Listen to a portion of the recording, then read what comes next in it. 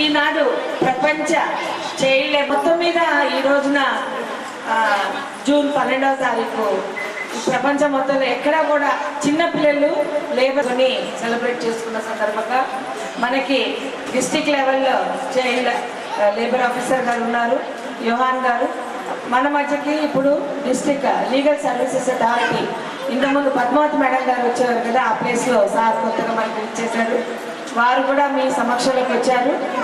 అలాగే డిడబ్ల్యూఓగా నేను district welfare officer, మన గవర్నమెంట్ స్కూల్ టీచర్ గారు, మరి అలాగే ఏఎన్ఎంస్, మరి ఇతర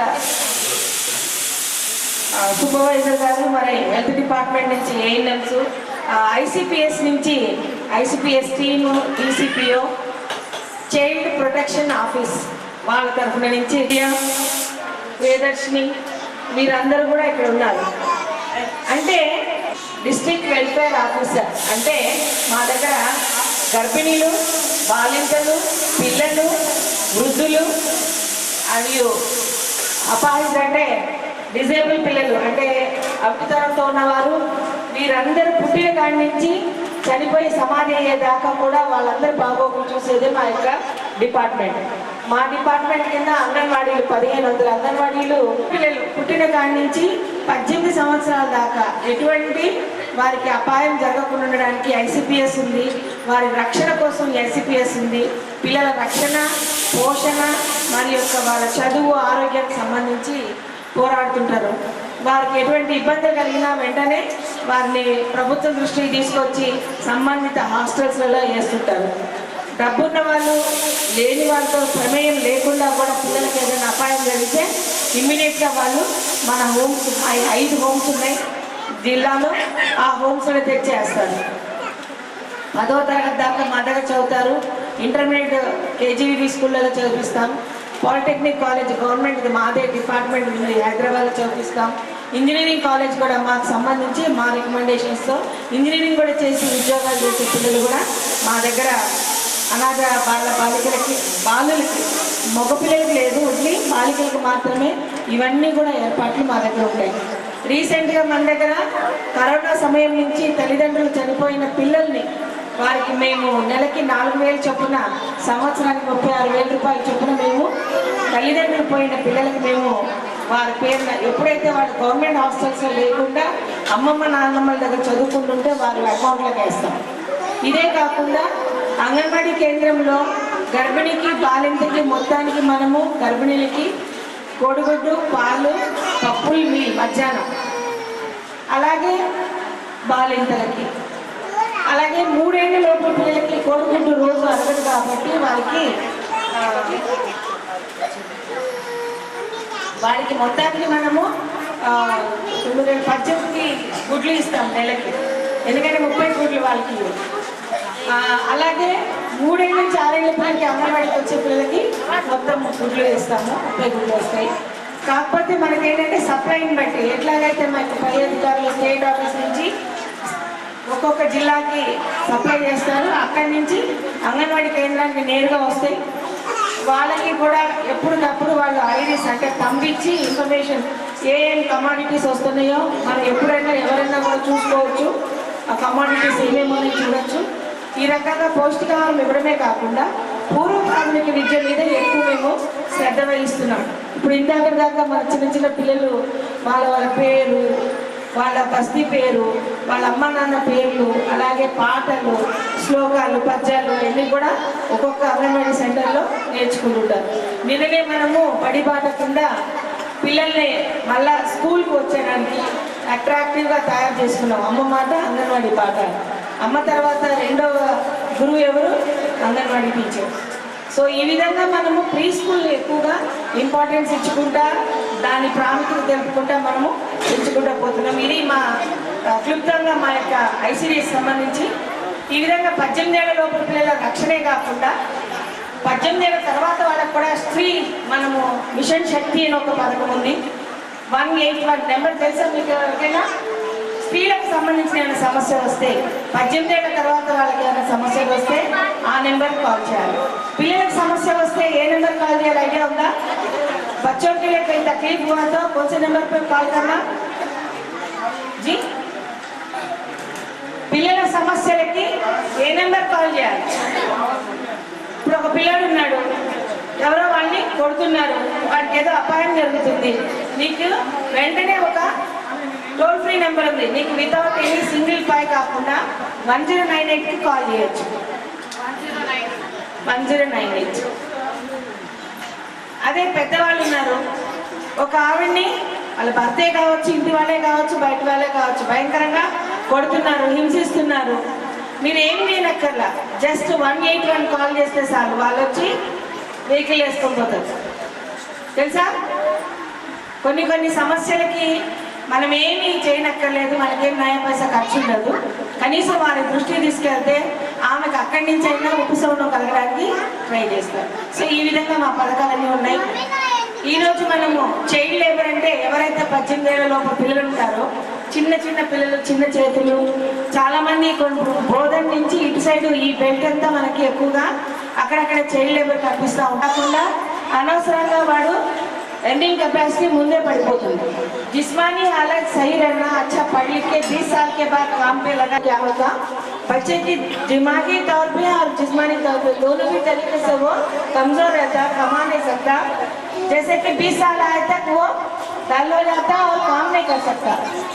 एंड पे 20 से लेके 40 साल तक जो 20 साल का उम्र रहता, उस वक्त काम नहीं कर सकता और कमजोर. हिंदी समझते?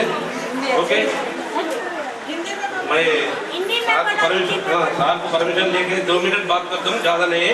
मैं हेल्थ डिपार्टमेंट सीएच कॉलोनी, आप मालूम है ना, आप सब लोग आते हैं दवाखाने पे प्रेगनेंट वाला बच्चे के इंजेक्शन वाला देने का. मैं सुपरवाइजर हूँ अम्मा. ये तो मौसम है बारिश का. बारिश मौसम अच्छा है कि नहीं? अच्छा के वास्ते नहीं है. क्या होता बारिश में? जाड़ो మనకు ఆహారం అన్నీ వస్తాయి కదా.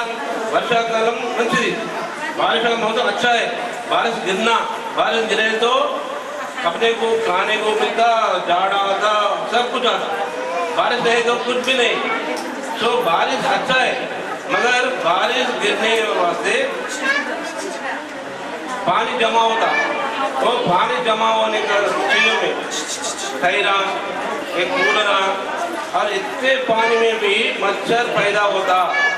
अगर मच्छर पैदा हुआ तो क्या करते हैं, अपने को काटता. तो उसका ये नहीं है, मगर काटना उनके वास्ते, उनको ब्लड होना, खाने के बाद अपन खाना कैसा है वो मच्छर को ब्लड वांटे ले, सो इसलिए वो काटता. मगर वो काटे तो बहुत बड़ा डिसीज आ रहा, मलेरिया आ रहा, डेंगू आ रहा, चिकनगुनिया आ रहा और बहुत भी आपको अंटा ये आता. सो इसीलिए मच्छर नहीं काटना. मच्छर नहीं काटना बोल तो क्या करना, मच्छर को पैदा नहीं होना देना. अपन कुंडी में टहलो, हफ्ते में एक दिन फ्राइडे समझो, फ्राइडे ड्राई डे करना, हर एक चीज को पानी निकालना. अपन पेटकुंटा फूल कुंडी अच्छे का वास्ता है, मगर उसके नीचे अपन ये कुछ लगाते, उसमें भी मच्छर पैदा होता. सो काइंडली रिक्वेस्ट మీ అందరికీ ధన్యవాదాలు చెప్తూ జిల్లా డిఎల్ఎస్ఏ రెడ్డి గారికి, డిస్ట్రిక్ట్ ఉమెన్ డెవలప్మెంట్ ఆఫీసర్ గారికి, అదేవిధంగా చైతన్య గారికి, ఇతర అధికారులు, అంగన్వాడీ సూపర్వైజర్స్, తర్వాత ఆఫీసర్స్కు, అంగన్వాడీ టీచర్స్కు, వైద్య అధికారులకు, అదేవిధంగా ఛానల్స్ వాళ్ళకు, ఇక్కడ వచ్చేసిన మీ అందరికీ आप सब लोगों को हमारी तरफ से, लेबर ऑफिस की तरफ से आप लोगों को धन्यवाद और शुक्र अदा कर रहे हैं. क्यों बोले, अपने वक्त छोड़ के हमारी बातें सुनने को यहाँ पर आप मौजूद हैं.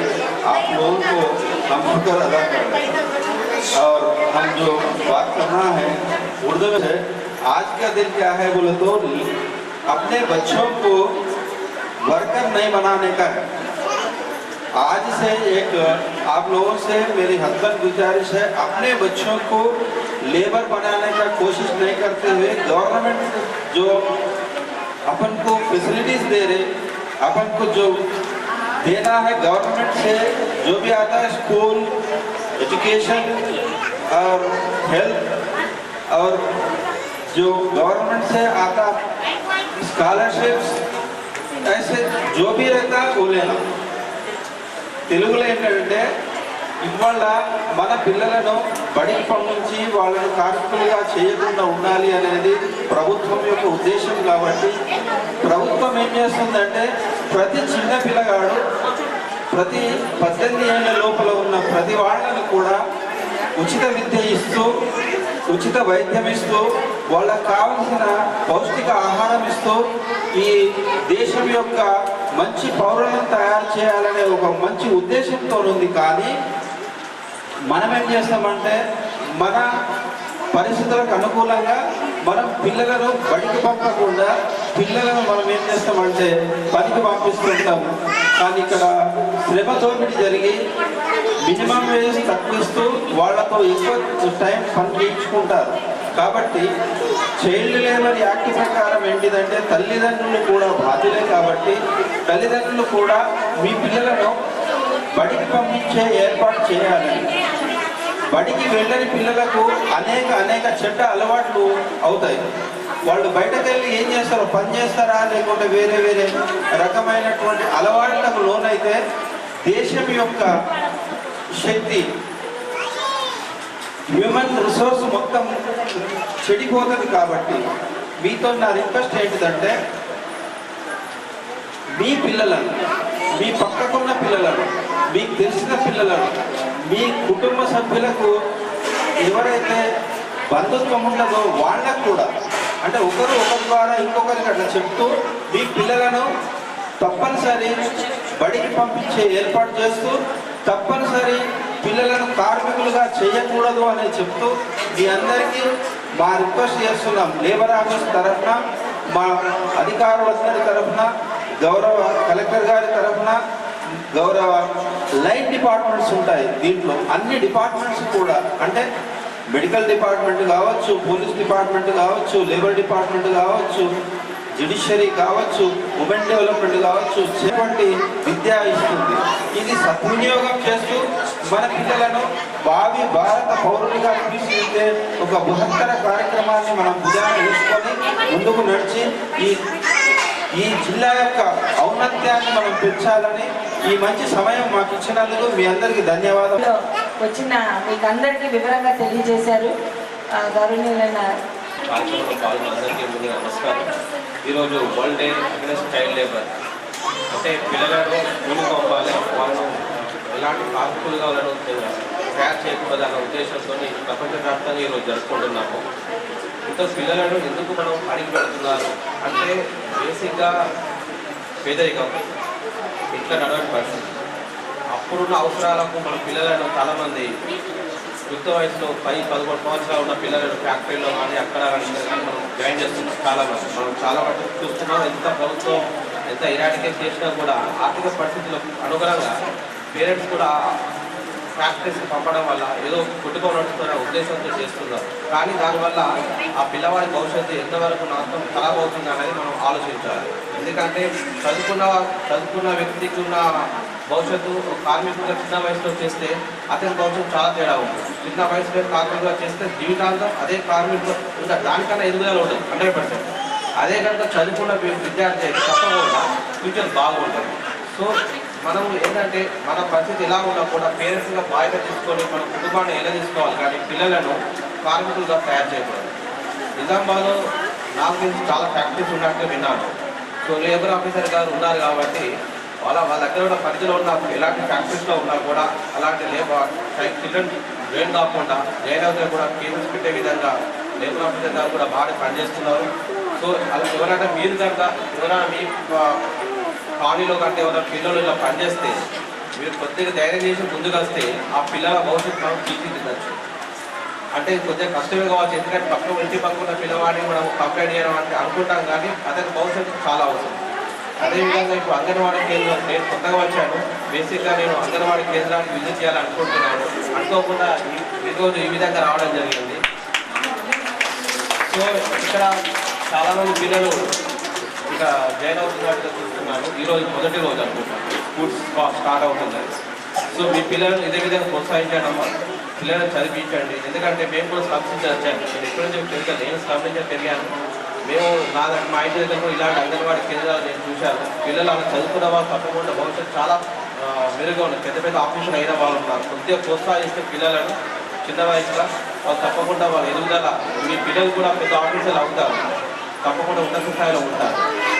అదేవిధంగా నేను డిస్ట్రిక్ట్ లీగల్ సర్వీస్ సెక్రటరీగా పనిచేస్తున్నాను. డిఎన్ఎస్ఏ అంటే మన కోర్టు పరిధిలో ఉంటుంది. డిఎన్ఎస్ఏ మీకు ఎలాంటి సమస్య ఉన్నా, ఒకవేళ మీకు భార్య భర్త సమస్య ఉన్నా, లేదా ఎవరైనా తల్లిదండ్రులు మెయింటైన్ చేయకుండా, లేదా సివిల్ తగాదాలు ఉన్నా, మీకు ఆర్థికంగా అడ్వకేట్ పెట్టుకున్న స్తోమత లేకపోతే డిఎన్ఎస్ఓ ద్వారా ఫ్రీగా గవర్నమెంట్ అడ్వకేట్ మేము అపాయింట్ చేస్తాం. అది సివిల్ కేసులు కావచ్చు, క్రిమినల్ కేసులు కావచ్చు, లేదా కుటుంబ తగాదాల కేసులు కావచ్చు. ఇలాంటి సమస్య ఉన్నా కూడా మాకు దరఖాస్తు పట్టుకొని వస్తే ఫ్రీగా మీకు సర్వీస్ చేయబడుతుంది.